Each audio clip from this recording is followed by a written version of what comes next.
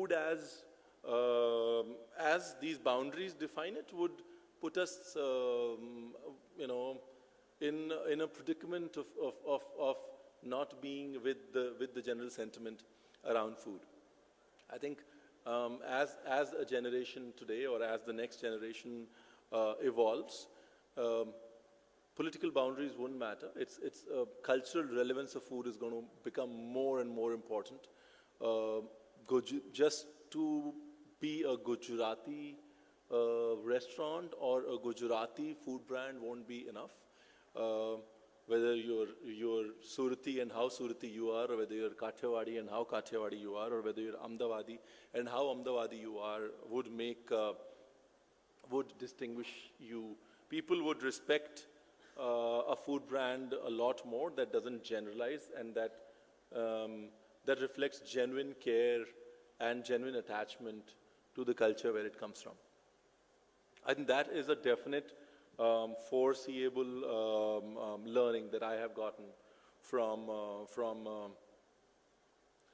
my experience and seeing things my way.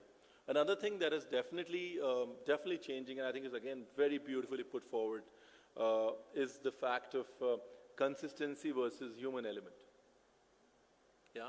So while we as an industry are driving ourselves towards being consistent and being spot on every time, when I travel and I see the world around me,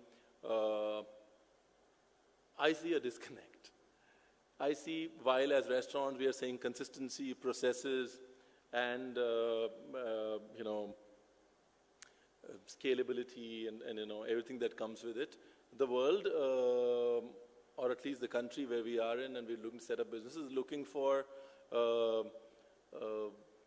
beautiful human aberrations. It's looking for that human touch, that beauty of inconsistency. Why are words like artisan, rustic, organic coming into picture? There's a movement that started some time ago, and it's a very old movement now, about supermarkets picking up the best produce, and every apple looking the same, and every orange looking the same, every potato looking the same. And the society then woke up to the fact that just to get that every apple looking the same, there's so many irregular, deformed apples that get thrown away. Yeah. So in the US, the movement started that allowed people to actually disregard good-looking stuff and pick up stuff that was not good-looking, because that is the power of, as I like to call it, being human. We come with our mistakes, and as a society, we are learning to accept mistakes. And hence, consistency being, while it is a driver for scaling up, consistency of food to the extent of taking it to a level where it becomes factory-like, I don't think that's where the world is going today. I think the world's becoming more and more human. I think I give people this example of there are two things that, at least when I grew up, in the 70s, early 80s, there are two things in villages where I grew up were out of the house. One was the kitchen, and the other was the bathroom, right? Because that was the only importance given to them, as and when needed. Yeah. Today, these two things have become the most important part of a household. Today, people spend more on kitchens and bathrooms than they ever spend on their living rooms and so on and so forth. The reason being today, what it does to your mind, what food does to your mind, what a good bath can do to your mind is more important than just the bath itself. And hence, food is completely and totally getting into a space of making you feel. And consistent food, which is completely factory-like, cannot make you feel.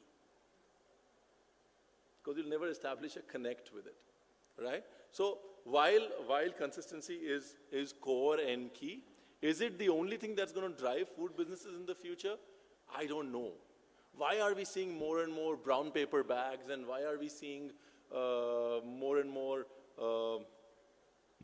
non-similar looking things? Because we want things to have, we want to feel for what we are using or what we are consuming. So I think that's another dichotomy that where I see, the past and the future not really working together. Yeah.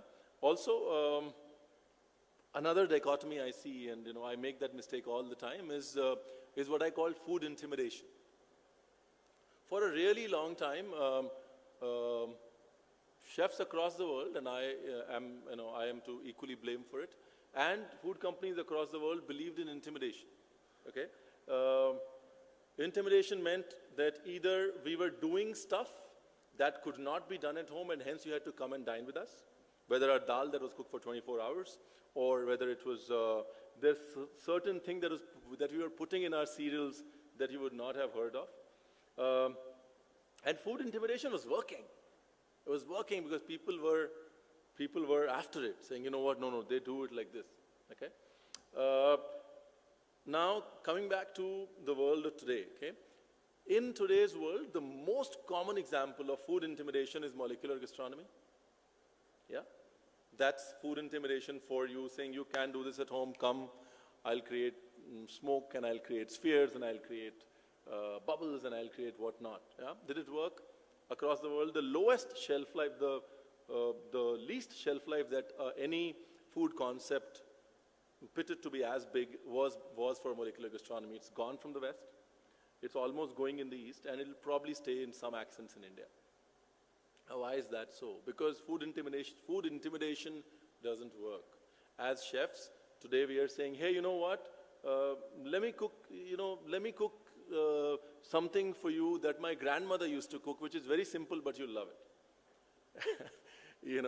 As food brands, we are saying, hey, you know what? We are doing something that but you've forgotten over the last 5 days, 5 years or 10 years or whatever time we slot. I think that's another change that is very, very clearly observant in the food ecosystem and where we're going, that food intimidation does not work. What works today is how a person connects to what he's eating on a plate. What memories does the food trigger? What memories does the food product trigger? Jargon doesn't work. So those days of, from the days when we spoke about the omega-3 fatty acids to all those complicated things that food nutrition would bring up with, and people would get all fascinated with it. Today, the world's going back to wholesome eating, balanced eating. In today's health food space, the word vitamin, mineral, potassium, sodium, omega-3, and all that put together gets an equal resonance as one word, which is organic. Yeah? People don't want to get intimidated. They don't want to know about the jargon.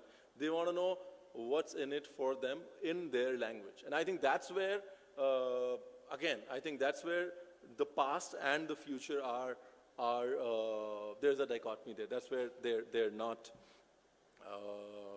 that's why it's changing. That's why you cannot just take lessons from what you did in the past and make it work in the future as well.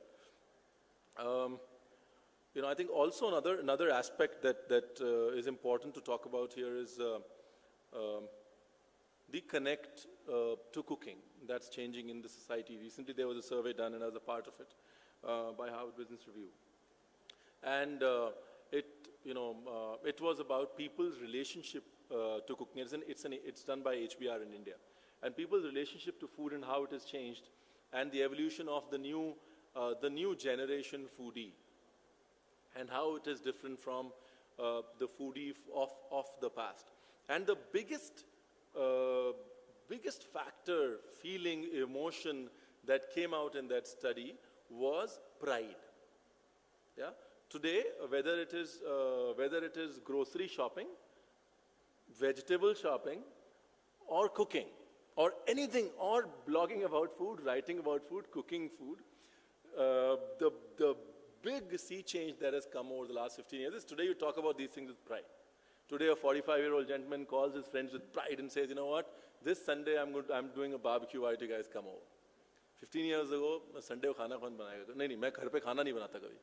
That's how it used to come. Similarly, today grocery shopping is like therapy. You call up your friend and say, you know what, I'm going grocery shopping. Right? It's cool, it's therapy. And that's a big sea change. Pride is the keyword that has really come into the food ecosystem. And that's what people are looking for when they see a food brand, when they see a restaurant, and that's why in the future I see a lot more Indian food concepts working in India than they've worked in the past. Because you cannot take pride in something that's not yours. You cannot take pride in something, in food that is not yours. I'm really sorry, but it's a fact. You can only take pride in something that's yours. Right? And that is why being close to Indian food is really, really important for food entrepreneurs, food people, everybody in the food ecosystem for the future. Because otherwise that pride will not resonate with the consumer. A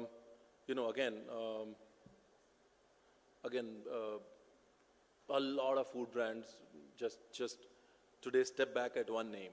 Okay, that's Patanjali. Right? What happened? They said we are Indian and we're proud of it. And it resonated. So in the food business, pride is one key factor, and my learning, and this is purely a perspective, right? What I'm doing is I'm trying to give you a jacket to wear. If it fits, it fits. Otherwise, I'll take it back. But pride is key. Pride, and you can only be proud of what you have, and hence it's very important for the food business to start respecting the whole concept of Make in India. Another conversation that I'd like to have is what digital TV, social media is doing, because I've had the purely good fortune of being in front of the camera and seeing what it can do.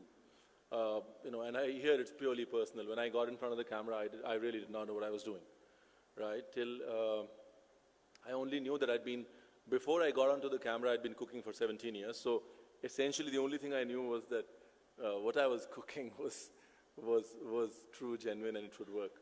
And the change happened when you from the camera you come on to the television. Yeah, and that's when you realize the power of influence that food can have. Yeah, I think it's purely we are but mere functions of or aspects of messengers of a bigger cause, and the cause is food. But in today's world,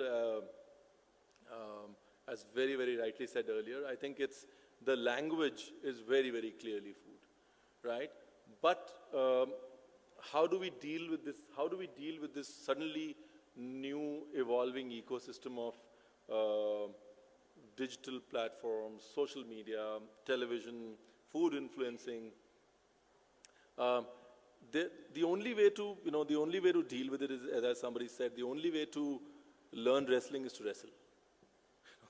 The only way to deal with this is to actually get into it. The fortunate part is that 10 years ago, entry-level barriers to being an influencer were there. You had to, coming on television was difficult, right?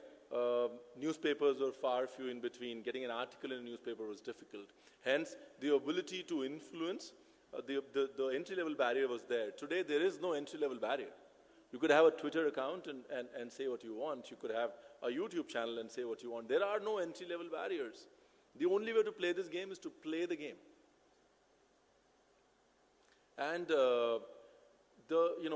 like I said, the big difference between when I moved from pure television into television plus digital is all of us understand, while television is very broadcast, digital is very collaborative. And as long as we cross the entry-level barrier onto our digital platforms and are collaborative, and we talk back and we allow people to talk back through the window that we've created. But I don't see that as an option, because food as a language is only going to become stronger. So it's for, the message is it's time to wrestle. There is no other way to do it. Another topic that I've been given to talk about is about global practices to Indian food. I wish I had the right answer. I would have had 180 restaurants all running fine overseas by now. I only have 7. And I ask this question to myself all the time as to why can't we have, and I think all of us do, why can't we have an Indian Chipotle or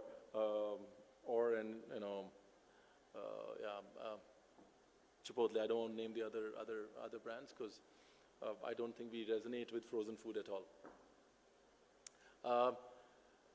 And so there are some learnings that we can definitely take forward in our businesses and figure out who becomes the next Indian Chipotle, so as to say.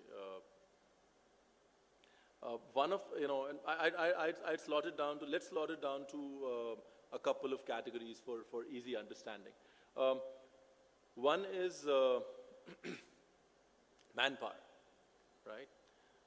I think as Indians, we are very, very subconsciously trained to taking manpower and manpower costs for granted because of the easy availability of it. The moment you go global, that's the first challenge that we face as Indian restaurateurs, because we are used to one guy making only dal, one guy making only kebabs, one guy making only curries, and then suddenly you have to work with a crew that is 1/5 the size and costs 5 times more money. The ecosystem fortunately is changing today.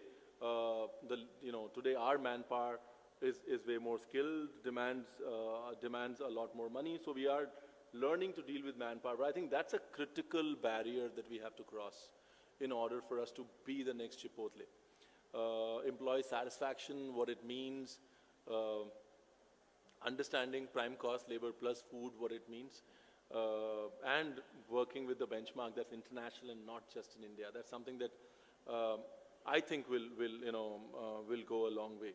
The other inherent complexity that I have not been able to solve, and I'm looking for answers on Ranveer at ranveerbrar.com, is if you look across the world, except for I'd say the Chinese and maybe Italians to a certain extent, every other fast food place that is 1,000 outlets across the world, 800 outlets across the world, is of a cuisine that's very recent. And it's very simple, or it has been simplified. In our space, inherently our cuisine is very old, and it's very complex. Yeah, I was talking to somebody the other day, and I was like, the best way to judge an Indian cook is to have him make either a dal tadka or a sukha aloo. Yeah, because they are the simplest things that you'll find, and as Indian chefs, we're just used to cooking complicated food and complicating our food so much that after a point in time, we forget how to cook a simple dal tadka or a chauk wale aloo. And that is something that needs to be done. Some of it is being done with all due respect, with Chef Manjeet Gill putting a lot of effort towards that. A lot of young chefs doing that, and we are doing it in our own forums. But somebody outside of the food cooking ecosystem needs to simplify Indian food. They need to be able to break it down to be able to build it back again. And it's a very complicated cuisine to break down, and hence this roadblock. Also, another best practice that I think that, another hurdle that I think that we need to cross as Indian restaurateurs, Indian brands, and take over the world is research. Yeah, a lot of our cuisine and culture, when it goes abroad, it comes back to us in a way that we can understand it. Huh? Our way of explaining things is, let's take a few examples. Okay, let's take two ingredients. One is amaranth. Yeah, all of us went out of school. Am I exceeding time? Sorry. So amaranth, right? All of us as kids had that Rajgira laddu, that the Ramdana laddu, and we always spoke about it. And then talk about the benefits of amaranth or how to sell amaranth, we didn't know. Second, coconut oil. Half of us hate it, half of us love it. Anyways, till some time ago, it was not good for you. It had a pungent smell. We could not sell it to the world. Now, what happens is it goes westwards. It gets dissected, researched upon, and it gets a language that sells it back to us. Right? So today, our coconut oil is being sold back to us as extra virgin, first press, cold press, and everything that is. Because now they have been able to break it down into a language that we understand. But we have not been able to break down our cuisine, our culture, our nuances, our ingredients in a way that they understand. And that's one of the biggest barriers that we need to cross as Indian chefs, Indian brands, Indian restaurateurs, for the world to actually stand up and take notice. So otherwise, till then, our food is going to go there and be sold back to us in fancier bottles, and we'd be paying 5 times more money. Thank you very much. Thank you, a very, very patient audience. And once again, purely perspective, that's just what I think. Thank you.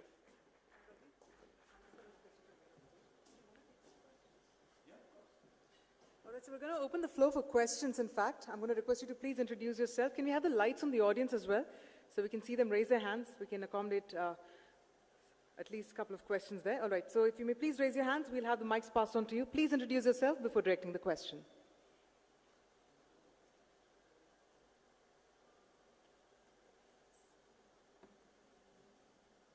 Any questions, ladies and gentlemen? Okay, there's a question here from Ritu, yes.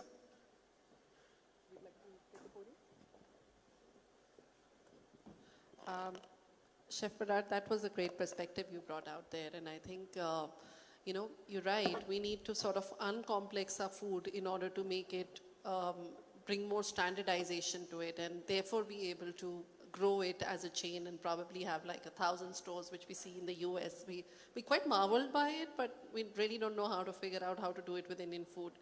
Now, my question to you is that, can chefs take lead in it? I mean, can chefs open restaurants in India, put a menu which is fairly simple, as you said, dal, tadka, and aloo. And I mean, most of the times we actually look for just about 5 things in our menu, which is like paneer and dal and aloo and probably a couple of other things. Is it possible, and do you foresee in the future a chef-led chain that can become that big, not just in India, but globally, at least Indian diaspora outside could also enjoy it? So, good question, Ritu. Now, it's basically crystal ball gazing, okay? Now, so, and I'm going to gaze into the crystal ball and say, it's going to happen, but right now the chef ecosystem in India has not evolved enough to take to a space. Right now, the chef ecosystem in India needs help. Okay, we are learning to be entrepreneurs. Okay, we are learning to establish ourselves in the whole entrepreneurial system. This is the next step to that. Yeah, I think it needs a little more intervention if it were to happen right now. Otherwise, in due course of time, as I always say, as a chef, you can do anything. Yeah, in due course of time, as chefs, I think we will do that as well. But if we want to do it right now, it needs intervention of the industry. It needs intervention of more analytical, more strategic, and more bigger picture minds. It does. Sure. I have a question for you, Chef. You look nice in those mustaches. Thank you. Chef, what's easier, to be a TV chef or a chef behind the TV or behind the counters? A chef behind the counter is way easier, boss. Thank you. See, you're naturally, cooking comes naturally to you, right? So it's way easier when food's your best friend. You put something in front of me, I'll cook, I'll be happy about it. Now, also what happens is most chefs, we zone out when we're with food. We don't care where we are, right? So in television, you have to pull yourself out of that zone and say, no, wait, I'm doing this because of this, So it actually takes effort, because the best way to cook is put some music on and zone out, right? For television, you've got to make an extra effort of pulling yourself out of that zone and explaining what you're doing, why you're doing. In the meanwhile, you would have cooked it, had it also, and moved on to the next dish. So, for example, if I shoot 12 recipes in a day on television, I can cook 12 recipes in maybe an hour, right? So so the same 12 recipes. So it's application. You got to apply yourself. It's tougher. Television's tougher.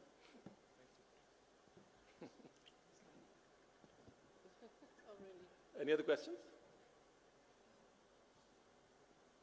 Well, thank you very much. Well, thank you very much. I'm going to invite Ms. Ritu Maria to please present a memento to Chef Ranveer Brar for sharing those very, very wonderful set of perspectives, then for joining us this afternoon as well.